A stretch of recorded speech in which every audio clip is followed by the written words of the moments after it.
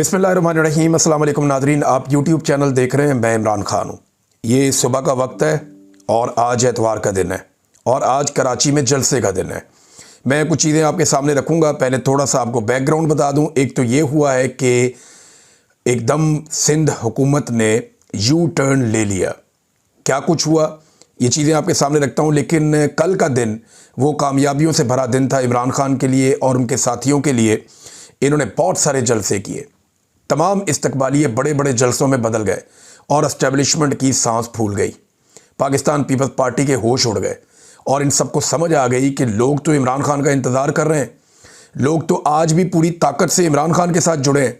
सिंध जिसके बारे में इनका दावा था कि वहाँ पाकिस्तान तहरीक-ए-इंसाफ के पास उतनी ताकत नहीं होगी, वहाँ पाकिस्तान तहरीक-ए-इंसाफ ने अपने झंडे गाड़ दिए। ज़रा सा मौका मिला और पाकिस्तान तहरीक-ए-इंसाफ हर तरफ छा गई। लेकिन उसके साथ ही एस्टेब्लिशमेंट ने और उनके अर्दलियों ने अपनी औकात भी दिखा दी। सबसे पहले क्या किया गया, ये चंद डेवलपमेंट्स हैं, मैं आपके सामने रख देता हूँ। नंबर 1, ताजरों से मुलाकात मनसूख करवा दी गई, जो मुलाकात होनी थी चेंबर ऑफ कॉमर्स में। नंबर 2, वकला का एक प्रोग्राम भी कैंसिल करवा दिया गया। नंबर 3, वज़ीर आला सिंध मुराद अली शाह से मुलाकात भी कैंसिल करवा दी गई। मुराद अली शाह ने कहा जी पीर को मिलना है, अब वो कह रहे नहीं मिलना। नंबर 4, मज़ार कायद के नज़दीक जो बागे जना पर पुलिस ने धावा बोल दिया, जहाँ पे जलसागाह मौजूद थी, जहाँ पे तैयारियाँ की जा रही थी, मेहमानों, कारकुनों, हत्ता के अरकान असम्बली को भी तशद्दुद का निशाना बनाया गया। बहुत सारी गिरफ्तारियाँ भी की गई। वहाँ पे लोगों की गाड़ियाँ तोड़ दी, हत्ता के सहाफ़ियों की गाड़ियाँ भी तोड़ दी। वज़ीर आला ने यहाँ पे पहुँचना था, अपना प्रोग्राम वज़ीर आला ने मुकम्मल किया, बल्कि बहुत सारे प्रोग्राम वज़ीर आला ने मुकम्मल किए। सुहेल अफरीदी ने पूरी एक तहरीक के अंदर नई रूह फूंक दी और जब वो हैदराबाद से वापसी के लिए निकले, मेरी शाहिद खटक से बात हुई, मेरी शफीउल्लाह जान से बात हुई, मेरी जो जर्नलिस्ट वहाँ मौजूद थे उनसे बात हुई, तो उन्होंने बताया कि हमने ऐसा रिस्पॉन्स कभी सोचा भी नहीं था। हमने खैबर पख्तूनख्वा में ऐसे मनाजिर नहीं देखे जो हमने यहाँ पे देखे, और जिस तरीके से लोग इमरान खान के और उसके कॉज के साथ खड़े हैं, हमारे वहमो गुमान भी नहीं था जितनी ताकत से लोग इमरान खान के साथ खड़े हैं और हमसे 4 कदम आगे जाकर खड़े हैं। ये उन सब ने मुझे दावा किया। और उसके बाद जब ये लोग निकले वहाँ से 12 बजे के बाद, यानी ये थोड़ा सा रास्ता है, बहुत लंबा रास्ता नहीं है, कराची से हैदराबाद लगभग 160-70 किलोमीटर है, तो ये 1.5 घंटे का रास्ता है, मैक्सिमम 1.5 पौने 2 घंटे का रास्ता है। अगर आप तेज़ गाड़ियों पे जाएं तो आप पहुंच जाते हैं, 2 घंटे लगा लें आप। लेकिन 7 घंटे से ज़्यादा ट्रैवल करने के बावजूद ये लोग कराची नहीं पहुंच सके। अभी ये वीलॉग शुरू करने से पहले मेरी इस काफ़िले में मौजूद कुछ सहाफ़ियों से बात हुई, कुछ लोगों से बात हुई, और उन्होंने मुझे बताया कि अभी भी 20 किलोमीटर के करीब कराची रहता है, यानी कराची पहुंचने में अभी हमें मज़ीद टाइम लगेगा। और इस काफ़िले ने कई रास्ते बदले हैं, यानी पहले एक रास्ते से, फिर दूसरे रास्ते से, फिर तीसरे रास्ते से, फिर कई मरतबा सुहेल अफरीदी गाड़ी से उतरे, उन्होंने उतर कर रास्ते खुलवाए। 1-2 जगह पे जो सुहेल अफरीदी के साथ MNA मौजूद हैं, जो MPAs मौजूद हैं, जो मिनिस्टर्स मौजूद हैं, उन्होंने रास्ते खुलवाए। वो मैं देख रहा था, एक कंटेनर वाले से शाहिद खटक ने चाबी निकलवा के कंटेनर हटवाया और रास्ता खुलवाया। पुलिस वालों से जब सहाफ़ियों ने पूछा कि आप ये रास्ते क्यों बंद कर रहे हैं, तो उन्होंने कहा जी हमें हुकूमत की जानिब से हुक्म आया कि हैदराबाद से कराची आने वाले रास्ते बंद कर दिए जाएँ। जब तमाम मेन रास्ते बंद हो गए तो फिर कच्चे रास्तों पे उतर गए ये लोग और सुनसान रास्तों पे पड़ गए। अब एक सूबे का वज़ीर आला और उसके साथ उसके साथी, और वो कच्चे पक्के रास्तों पे जा रहे हैं और बड़ी मुश्किल से कराची की तरफ आगे बढ़ रहे हैं। हर 2-4 किलोमीटर के बाद रुकावटें आ जाती हैं, फिर उनको अबूर करते हैं। पहले मोटरवे पे नहीं चढ़ने दे रहे थे, फिर उतरना मुश्किल बना हुआ था। वो करते कराते बड़ी मुश्किल से अब कराची के करीब पहुँचे हैं। और अब मैं आपको ये बता दूँ, जब मैं ये वीलॉग कर रहा हूँ तो मेरे पास जो इत्तला है कि वो कुछ देर में उस जगह पहुँच जाएंगे जहाँ सुहेल अफरीदी ने स्टे करना है। यानी जो 2 घंटे का रास्ता है वो 7-8 घंटे में मुकम्मल करने के बाद सुहेल अफरीदी अपने काफ़िले के साथ उस मुकाम पे पहुंच गए जहां उन्होंने स्टे करना है। अब यहां से उन्होंने जाना है मज़ार कायद पे। तो सवाल ये पैदा होता है कि मज़ार कायद पे जाने से रोका जाएगा? आप कैसे किसी रहनुमा को मज़ार कायद पे जाने से रोक सकते हैं? ये तो आप कर ही नहीं सकते। ये तो बेशर्मी की एक आला तरीन मिसाल हो जाएगी ना कि कायदे आज़म मोहम्मद अली जिन्ना, जो बाबा कौम है, DGI SPR ने थोड़े दिन पहले कहा कि हमारा वो बाप है।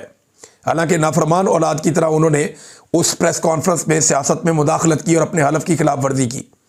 मगर उन्होंने कहा तो बाबा कौम के मज़ार पे जाने से वो एक ऐसी पॉलिटिकल पार्टी जिस वाहिद पार्टी के पास मैंडेट है अपने सूबे में, उसके वज़ीर आला को कैसे रोक सकते हैं। और अगर आप बाबा कौम के मज़ार पे जाने से रोकेंगे तो फिर आप खैबर पख्तूनख्वा को क्या पैगाम देंगे, आप पश्तूनों को क्या पैगाम देंगे कि आपके वज़ीर आला को हम बाबा कौम के मज़ार पे भी नहीं जाने देते। ये बड़ा सवाल है। और इसके बाद जलसा गाह में क्या ये लोगों को आने से रोक पाएंगे? इन्होंने जब गाड़ियां तोड़ी, कारकुनों को मारा, वहाँ टॉर्चर किया, गिरफ्तारियां की, तो कुछ देर के बाद लोग निकल कर भी आ गए। फिर लोगों ने वापस टॉर्चर किया, लोगों ने पत्थर चलाए, पुलिस की दौड़ें भी लगी हैं। अब कभी पुलिस का कंट्रोल होता था, कभी लोगों का होता था। तो ये आंख मचोली के अंदर सुबह हो गई। और आज अभी मेरी इतला के मुताबिक कुछ देर के बाद पाकिस्तान तहरीक इंसाफ अपनी एक अनाउंसमेंट जारी करने वाली है। जो मेरे पास इंफॉर्मेशन है उसके मुताबिक वो जलसा कैंसिल नहीं करेंगे। वो जलसा गाह में जाएंगे और जलसा करने की कोशिश करेंगे। उन्हें जहां रोका जाएगा वहां भी कर सकते हैं, लेकिन ये सब कोशिश करेंगे कि जलसा गाह में पहुंच जाएं। अगर तो कराची आज निकल आया, देखिए इम्तिहान कराची का है, कराची को ये मौका रोज नहीं मिलेगा और कराची के कंधों पे पूरे पाकिस्तान का बोझ आन पड़ा है। अब ये हादसाती तौर पे हुआ है या अल्लाह ताला ने कराची वालों को चुन लिया है, ये मौका कराची वालों को मिला है कि आप पूरे पाकिस्तान का बोझ उठा सकते हैं। आज अगर कराची के लोग निकल आए और बड़ी तादाद में निकल आए, गाड़ियों को, मोटरसाइकिलों को और रिक्शों को, साइकिलों को छोड़ के निकल आए और पैदल अगर लोगों ने 10-20 किलोमीटर का सफर तय कर लिया जलसागाह की जानिब, खवातीन ने, बुजुर्गों ने, बच्चों ने, बूढ़ों ने, नौजवानों ने, अगर लोग पैदल जलसागाह की तरफ बढ़ते गए तो ये पुलिस बेबस हो जाएगी 1 से 2 घंटे के अंदर। ये मैं आपको फिर बता रहा हूं और कंफर्मेशन दे रहा हूं कि पुलिस के बस से ये सारी सूरत-ए-हाल निकल जाएगी अगर लोग अपनी मर्जी से निकलकर बाहर आ गए और वो जलसागाह की तरफ बढ़ना शुरू हो गए। क्योंकि देखिए 1000, 2000, 3000 बंदों से पुलिस लड़ सकती है, लेकिन अगर बंदे ही लाखों की तादाद में निकल आए, खवातीन, बच्चे, बुजुर्ग सारे, तो फिर कोई नहीं रोक सकता। और ये गुंजान शहर है, ये बहुत बड़ी आबादी वाला शहर है। यहां पे कोई मुश्किल नहीं है कि लोग पैदल निकले और वो चल पड़े जलसागाह की जानिब, क्योंकि फिर लोगों को रोका नहीं जा सकता। लोगों के सैलाब के आगे आप बंद नहीं बांध सकते, ये पुलिस बेबस हो जाएगी। ये सारा कुछ हुआ क्या और कैसे हुआ, इसके ऊपर बात करनी बहुत जरूरी है। देखिए, एक तो हम में से किसी को भी ये गलतफहमी नहीं होनी चाहिए, क्योंकि मैं पहले दिन से एक बात कह रहा हूं कि पीपल्स पार्टी ने काम तो अच्छा किया है, लेकिन है ये बदनीयत। जितने गुनाह हुए हैं, जो एस्टेब्लिशमेंट ने जितने जुर्म किए हैं पिछले 3-3.5 साल में, पीपल्स पार्टी हर जुर्म के अंदर मेन किरदार अदा करती रही है। कई जगहों पे पीपल्स पार्टी ने पीएमएलएन से आगे बढ़ के किरदार अदा किया है। कई जगह पे इन्होंने जो पॉलिश की जर्नैलों के जूतों की, वो पीएमएलएन से भी ज्यादा सफाई और अच्छाई के साथ की है। पीपल्स पार्टी ने बहुत आगे बढ़ के ये काम किया है। तो मैं ये आपको बता रहा था पहले भी कि पीपल्स पार्टी ने ये किया, ये थोड़ा अजीब लगता है। तो इसके ऊपर हमें तब तक अपनी राय को रोक कर रखना चाहिए जब तक कि सुहेल अफरीदी का दौरा मुकम्मल नहीं होता और वो वापस खैबर पख्तूनख्वा नहीं चले जाते। तो अब देखें, उन्होंने अपनी औकात दिखा दी। ये हुआ क्या, इसके अंदर ना कुछ खबरें आ रही हैं, पॉसिबिलिटीज क्या क्या हैं, पहले उन पे हम बात कर लेते हैं। नंबर 1, पीपल्स पार्टी और एस्टेब्लिशमेंट ने मिलकर ये खेल खेला कि जनाब पहले थोड़ा सा रूम दे देते हैं और फिर इनको टाइट कर देते हैं। तो इस खेल का फायदा क्या हुआ? क्या इन सारों को ये नहीं पता, ये इतनी बेवकूफ है, ये रोटी को चोची कहते हैं? इनको नहीं पता कि ग्राउंड पे आवाम किसके साथ खड़ी है? क्या इन्हें नहीं पता कि जब ये पीपल्स पार्टी थोड़ी सी भी परमिशन देगी और पीटीआई को रूम मिलेगा तो सारा का सारा कराची और हैदराबाद बाहर आ जाएगा? और वो हमने होते हुए भी देखा। तो ये बात कोई समझ नहीं आ रही कि इन्होंने मिलकर पहले कोशिश की थोड़ा सा चला लेने, इसकी ये हासिल क्या करना चाहते थे? क्या इसमें ये सिर्फ पीएमएलएन को गंदा करना चाहते थे कि नून लीग पंजाब में बहुत गंदी है तो पीपल्स पार्टी सिंध में बहुत अच्छी है? तो जितना नून लीग को गंदा किया उससे ज्यादा तो अब पीपल्स पार्टी गंदी हो गई है।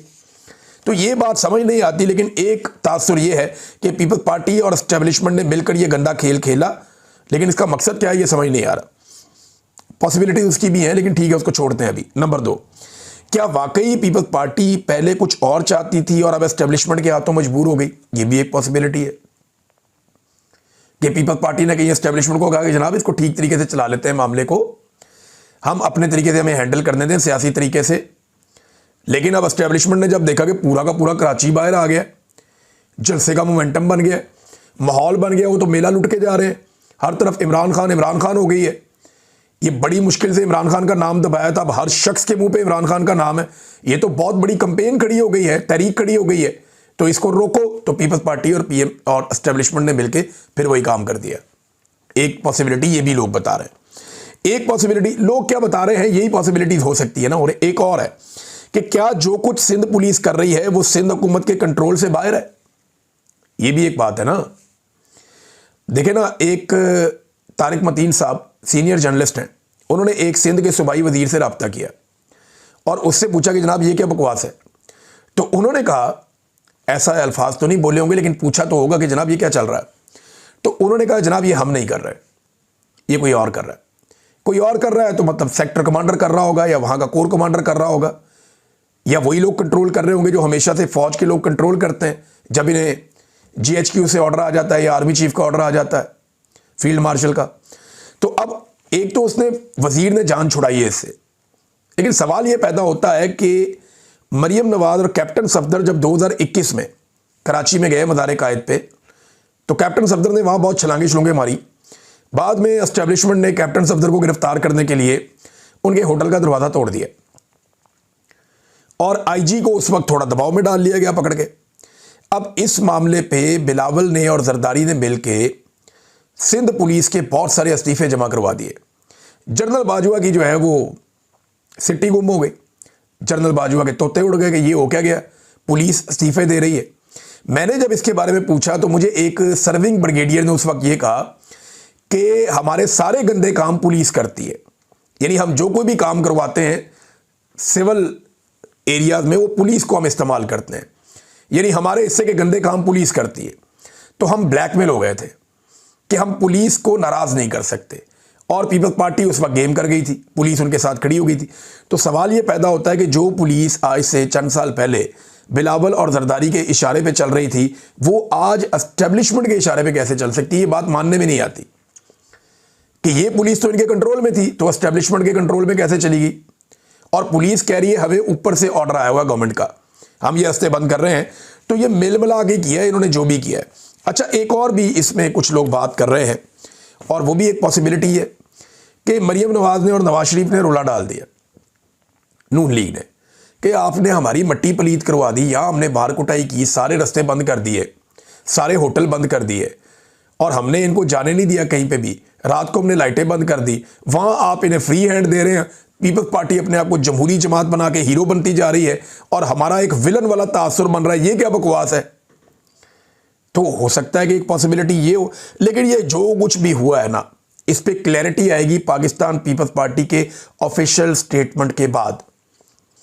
अब अगर पाकिस्तान पीपल्स पार्टी आती है और ये कहती है कि हमें बड़ा अफसोस है जो पीटीआई के साथ हुआ, ये नहीं होना चाहिए था, और हम बतौर पॉलिटिकल पार्टी इसको ठीक नहीं समझते, अगर तो वो ये कहती है और एस्टेब्लिशमेंट की कुछ हद तक मुखालफत मोल ले लेती है इसके बदले में कि ये जलसा वलसा रोक दिया जाए, तो थोड़ा सा मार्जिन पीपल्स पार्टी को मिल जाएगा। हो सकता है एस्टेब्लिशमेंट दे भी देगा, सानू गालां पैन दो, तुसी निकलो विचों। लेकिन अगर पीपल्स पार्टी आकर ये कहती है कि ये रास्ते बंद कर रहे थे, ये जनाब जुलूस कर रहे थे, ये फलानी चीज़ इनकी गलत थी, या इनकी तकरीर में ये अल्फाज गलत थे, अगर पीपल्स पार्टी ये वाली गेम आकर खेलती है तो समझें फिर एस्टेब्लिशमेंट की बी टीम के तौर पे जैसे ये हमेशा से काम कर रहे हैं वैसे ये अब भी काम कर रहे हैं।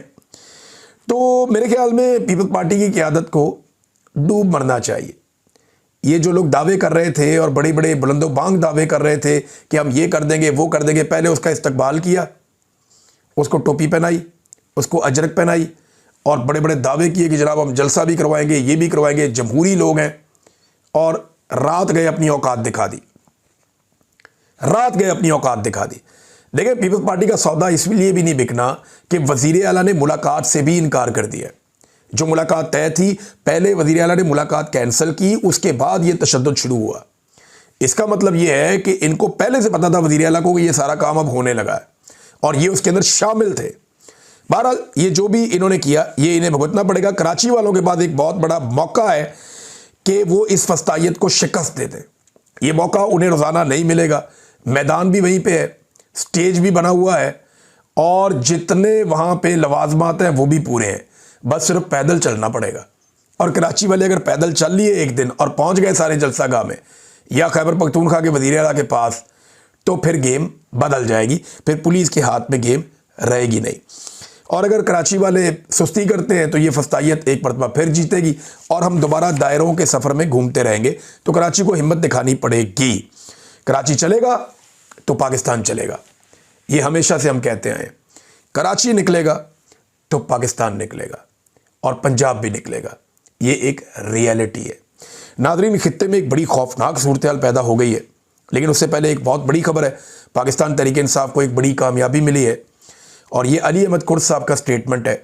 उन्होंने कहा कि आज की ये खबर इंतहाई पुरमसरत और इत्मीनान बख्श है कि लाहौर के वकला ने एक भरपूर अंदाज में हामिद खान ग्रुप के पूरे पैनल को नौ मुंतखब सदर इरफान हयात बाजुआ की सरबराही में कई 100 वोटों की अक्सरियत के साथ न सिर्फ कामयाब करवाया, बल्कि पूरे मुल्क के वकला और आवाम को उम्मीद और यकीन दिलाया कि किसी भी सूरत में आइन में धांधली और ज़ोर ज़बरदस्ती से लाई गई 26वीं और 27वीं आइनी तरमीम के ख़िलाफ़ तहरीक को न सिर्फ पूरे जोशो जज्बे के साथ जारी रखेंगे, बल्कि कुछ वकला नुमाइंदों के ज़रिए एस्टेब्लिशमेंट के इंतहाई ज़ोर ज़बरदस्ती और हुकूमती दबाव के साथ साथ करोड़ों रुपए के बलबूते पर वकीलों को तकसीम करने का जो सिलसिला जारी रखा गया है उसको ख़त्म करके ही दम लेंगे। तो हामिद खान ग्रुप जीत गया। पाकिस्तान तहरीक इंसाफ को एक बड़ी कामयाबी मिली है कि उनके हमायत याफ्ता उम्मीदवार सदर इरफान हयात बाजुआ और उनकी पूरी कैबिनेट जीती है इस ट्वीट के मुताबिक। तो ये एक बहुत बड़ी फतह और बहुत बड़ी डेवलपमेंट है जो इमरान खान साहब के हक़ में हुई है, क्योंकि लाहौर से जब तहरीक उठती है तो पूरे पाकिस्तान में जाती है और लाहौर बार को जीतने का मतलब है कि पंजाब को जीता है पाकिस्तान तहरीक इंसाफ ने। नाज़रीन, ईरान के ऊपर किसी भी वक्त अटैक होने वाला है। देखें, कुछ डेवलपमेंट्स हुई हैं, मैं आपके साथ शेयर कर देता हूँ। एक तो ईरान के मामले में अमेरिका का रद्द-ए-अमल बड़ा सख्त आ रहा है। डोनाल्ड ट्रंप ने जो ट्वीट किया और जो उनका ट्रुथ सोशल मीडिया पे उनका अपना उस पर पैगाम उन्होंने दिया कि ईरान आज़ादी मांग रहा है, शायद ऐसे जैसे पहले कभी नहीं मांगी। अमेरिका मदद के लिए तैयार खड़ा है, ये अमेरिका ने कहा। और डोनाल्ड ट्रंप बार बार ईरान को इस बात की तंबीह कर रहे हैं, वार्निंग दे रहे हैं कि वो अपने शहरियों का कत्ल ना करे। ऐसी कोई वार्निंग उन्होंने कभी पाकिस्तान के लोगों को नहीं दी थी। पाकिस्तान में बहुत कत्लेआम हुआ, बार बार हुआ। इसराइल को वार्निंग नहीं दी जिन्होंने फ़लस्तीनियों का, बच्चों का कत्लेआम वहाँ पे किया। लेकिन ईरान के मामले में अमेरिका की पॉलिसी देखें, मैंने आपको पहले बताया कि अमेरिकन्स अपनी कौमी पॉलिसी बनाते हैं अपने कौमी मफाद में, अपने मुल्क के मफाद में। तो उन्हें लगता है कि इस खित्ते में उनका मफाद ईरान में रजीम चेंज के साथ वाबस्ता है और उसके लिए वो ये मौका ज़ाया नहीं करेंगे। ज़्यादा इम्कान ये है कि वो हमला करेंगे और वो हमला कर सकते हैं ईरान के ऊपर। अब एक और सवाल पैदा होता है, ये देखिए एक और स्टेटमेंट है, ये यूरोपीय यूनियन से आया। यूरोपीय यूनियन की सदर हैं, इनका जो स्टेटमेंट आया वो कहती हैं कि तेहरान की सड़कें और दुनिया भर के शहर ईरानी ख़वातीन और मर्दों के कदमों की आवाज़ से गूंज रहे हैं जो आज़ादी का मुतालबा कर रहे हैं। बोलने की आज़ादी, इज्तिमा की आज़ादी, सफ़र की आज़ादी और सबसे बढ़कर आज़ादाना ज़िंदगी गुजारने की आज़ादी। यूरोप पूरी तरह उनके साथ खड़ा है। हम इन जायज़ मुज़ाहरों के ख़िलाफ़ पुरतशद्दुद क्रैकडाउन की दो टोक अल्फाज में मज़म्मत करते हैं। इस जबर के ज़िम्मेदारों को तारीख़ के गलत रुख पर याद रखा जाएगा। ये तमाम कैद मुज़ाहिरीन की फ़ौरी रिहाई का मुतालबा करते हैं। हम मुकम्मल इंटरनेट रसाई की बहाली का मुतालबा करते हैं और आखिरकार हम बुनियादी इंसानी हकूक़ के एहतराम का मुतालबा करते हैं। पाकिस्तान से भी करो ऐसा मुतालबा, तबाही फेर दिए इधर फील्ड मार्शल साहब ने और उनके साथियों ने मिलकर, पल्ले ही कुछ नहीं छोड़ा पाकिस्तानियों के, इधर भी मुतालबा करो। बहरहाल यहाँ पे एक स्टारलिंक की जो फैसिलिटी है वो प्रोवाइड कर दी गई है, क्योंकि स्टारलिंक जो है वो आपको पता है इलॉन मस्क उसके मालिक हैं और स्टारलिंक के कनेक्शन उन्होंने ऑन कर दिए हैं ईरान में। देखें, ईरान के पास कोई ऐसी फैसिलिटी तो नहीं है कि सैटेलाइट्स को तबाह करे, तो ये अपने सैटेलाइट्स कहीं भी ले जा सकते हैं स्टारलिंक वाले। तो इन्होंने ईरान को फैसिलिटेट कर दिया कि वहाँ पे इंटरनेट की फराहमी शुरू कर दी, लेकिन उसके लिए तो डिवाइस चाहिए। स्टारलिंक की इतनी सारी डिवाइसेस ईरान में गई कैसे? तो ये पूरे गेम को आप समझिए कि ये वेल प्लान्ड है, ऐसा नहीं है कि अचानक से हो रहा है। सबको पता था कि अगर ईरान में इंटरनेट बंद होगा तो मुतबादल इंटरनेट कैसे आएगा और लोगों की कम्युनिकेशन को कैसे जारी रखना है। तो स्टारलिंक ने उसके अंदर एक बड़ा रोल प्ले किया है और ये जो टेक्नोलॉजी की वॉरफेयर है इसके अंदर अमेरिका इसलिए भी आगे है कि वहाँ इलॉन मस्क जैसे बड़े बड़े इन्वेस्टर्स मौजूद हैं जो दुनिया के किसी भी मुल्क के अंदर कम्युनिकेशन अगर ब्लॉक करने की कोशिश की जाए तो वो उस कम्युनिकेशन को जारी रख सकते हैं। हाँ, चाइना वगैरह के साथ नहीं हो सकता, रशिया के साथ भी शायद नहीं हो सकता, क्योंकि उनकी कैपेसिटी है, वो किसी भी सैटेलाइट को भी नुकसान पहुंचा सकते हैं और वो टेक्नोलॉजी में बहुत आगे हैं। लेकिन ईरान जैसे मुल्कों के साथ या इस किस्म के मुल्क जो हैं दुनिया में बहुत सारे हैं, ज़्यादातर ऐसे ही हैं, तो उनके साथ जो है वो ये कर सकते हैं। नाज़रीन, बड़ी ख़तरनाक सूरत हाल है ईरान में इस वक्त, और इसका नतीजा क्या निकलता है हमें इसके ऊपर साथ साथ नज़र रखनी है। लेकिन ये बहुत सख्त वक्त है कि किसी वक्त भी एक बड़ा हमला वहाँ पे हो सकता है। अब तक के लिए इतना ही। अपना ख्याल रखिएगा, अपने इस चैनल का भी। अल्लाह हाफ़िज़।